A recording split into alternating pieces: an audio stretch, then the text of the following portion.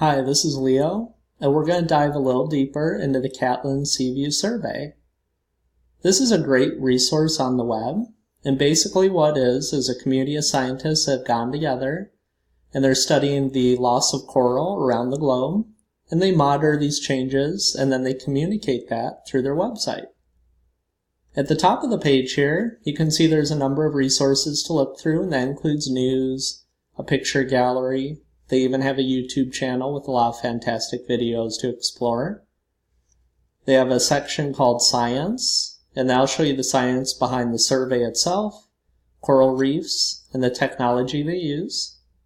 And then there's a part called Surveys. That's what we're going to look at today. When I click on that, it's going to bring up something that looks very similar to Tour Builder or Google Earth. On the left side, we can see each of the surveys listed here. On the right side, on the map itself, we'll see these little red circles. Each one of those red circles symbolizes another dive that they've done. So let's click on this one here. We'll go to Monaco. Click on it. It's going to find information about that dive on the left side here, so you can read through this here, see what it's all about. You'll notice on the right side here, it has an option for a virtual dive. So let's click on that and see what happens. It's going to give us a 360-degree panoramic camera. And if I don't touch my mouse at all, that camera will start rotating on its own. If I want to, I can grab it with my mouse, and I can rotate it if I need. Look down, look up, and maybe move at a little bit of a faster pace than the automatic camera goes. We can also come back down to the bottom and find another shot that they did.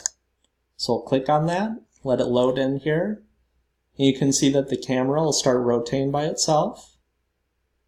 And just as before, I can grab it with my mouse and start rotating the camera and getting a better look at what's in that particular shot. When I get done with a survey, I can click the X in the top right corner, and then it's going to take us back to the map here, and it's going to load in the other surveys. So if we want to explore another one, we can zoom back out here and just click on another circle. And it's as easy as that. So when you have some time, and if you're interested in exploring a little bit more about these bodies of water in your own class, you should definitely check it out.